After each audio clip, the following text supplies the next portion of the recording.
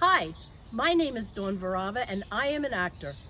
I want to show you one of my very favorite places, and it's right here in your own hometown of Camden, the Waterfront South Theater. Till 1967, right where I'm standing, there was once a neighborhood bar that served local residents and shipyard workers.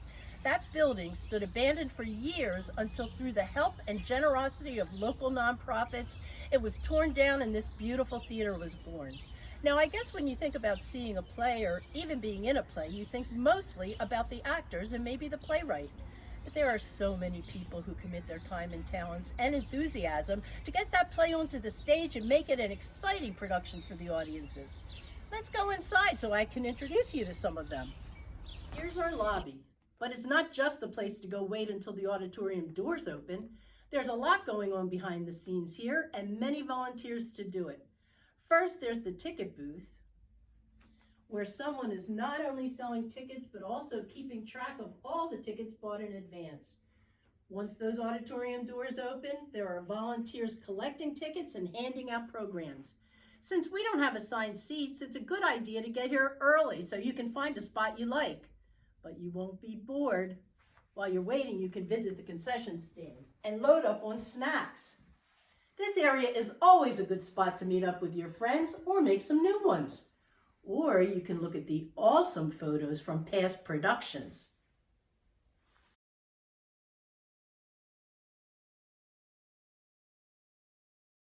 Wait, where are you going? There's a lot more to look at upstairs.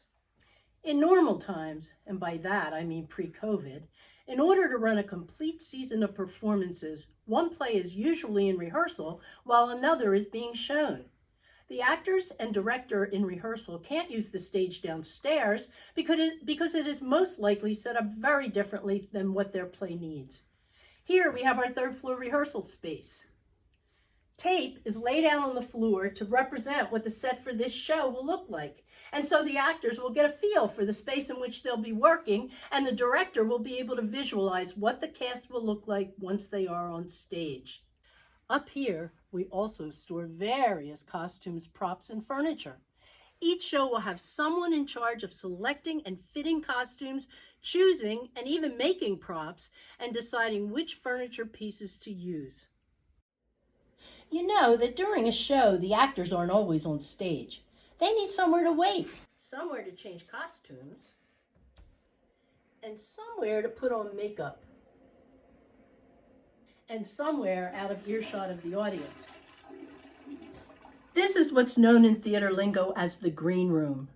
Spoiler alert, these days it's rarely painted green.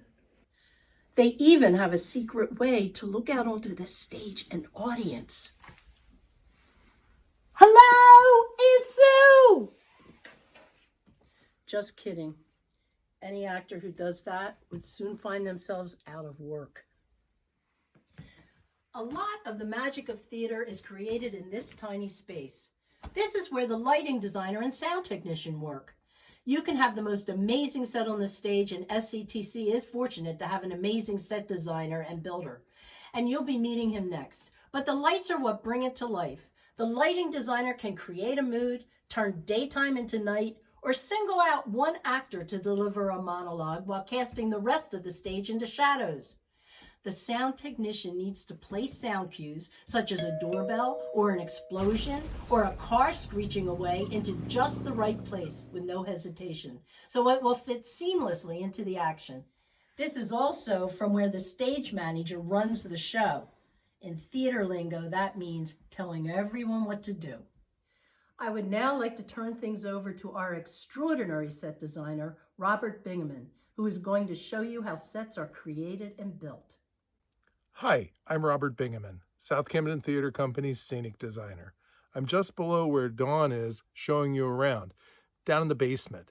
This is where we store all of our set building supplies: wood, windows, doors, and flats. Flats are what we use to create the walls on all of our sets. Each one is reusable for a while. Let me show you around. Each set is designed first using a floor plan. This will help the director understand just how much space is available when we build all of the pieces she or he needs on stage. Each set has a model built to also help everyone understand what we are building for the show and how it will be painted and decorated. Here are some before and after pictures of set models and the finished settings. You'll notice too that once the set is lighted by our talented lighting designer, the space comes alive and plays an important role in making your experience here at a show feel real. And now, back to Dawn for more. All the behind-the-scenes workers we've been talking about have made it possible for this moment when the actor finally gets ready to walk onto the stage. But he or she is still being supported by one more group without whom the show would not go on: the backstage crew. They stay in the dimly lit wings of the stage and are responsible for making sure the actors are prepared to go on, setting up any props the actors need in a handy spot or on stage, and moving around furniture between scenes, often while the stage is in complete darkness. Oh. Finally, the house lights dim and go dark.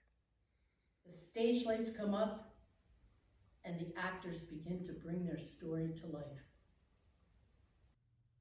Hi, my name is Wendy Smith, and I am a local actress here in New Jersey.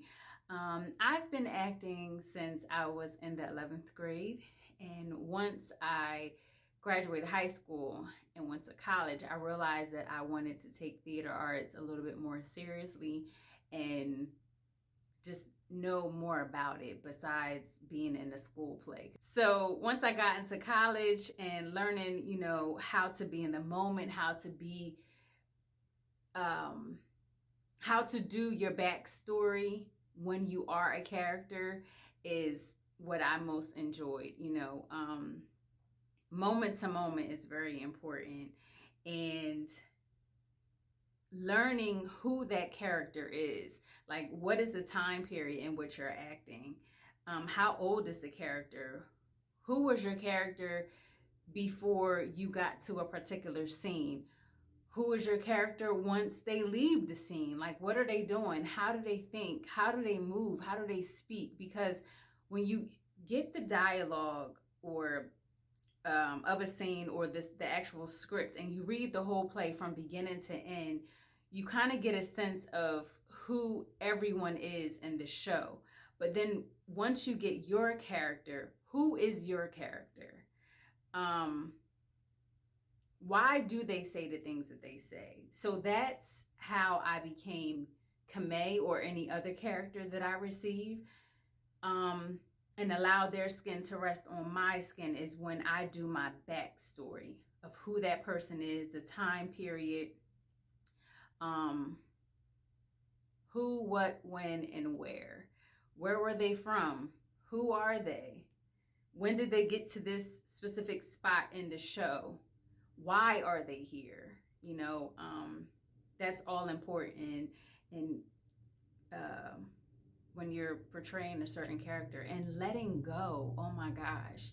Once you get the character and you're blessed to receive a role, give it everything you have. Just bury your soul on the stage. And have fun. Have fun. My house has been bombed. I've been pelted with rocks. My arm twisted behind my back. I've been spit at, kicked at, plummeted, abused, looked at with deepest scorn. I've been stabbed in my chest, and I walked away alive. Seems like time's been a little rough on you.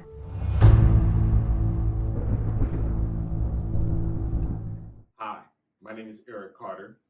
Of course, I played Dr. Martin Luther King.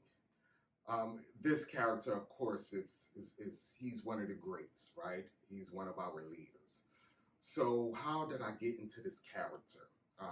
Of course, a lot of the scenes that took place in the play, I went back and did my research. I went online, I read books, I looked up certain events that took place that he spoke about inside the mountaintop. One thing I didn't do, though, I didn't want to sound exactly like Dr. Martin Luther King, but I did want to get the cadence of his voice. So that's one thing that I really focus on when developing the character of Dr. King. Another thing is just in acting in general, you're just in the moment and you believe your character, you believe what's going on. You take aspects of your personal life, you can, and bring them to the script. A lot of people use their imagination and bring it to the script. So either way will work. And once you get all those type things and elements to bring this character together, then you rehearse and you practice and you rehearse and you practice. And when you think you got it, you rehearse and you practice again. So it just comes off as natural as possible. Like, yeah, that's how you do it. Thank you. Have a great day. Hello, I'm Susan Pashkis, one of the theater arts educators here at South Camden Theater. We hope you enjoyed this short introduction into the workings of Camden's professional theater company. We wanted to introduce you to the behind-the-scenes workings of the theater in order to whet your appetite for an after-school program we're developing for next school year.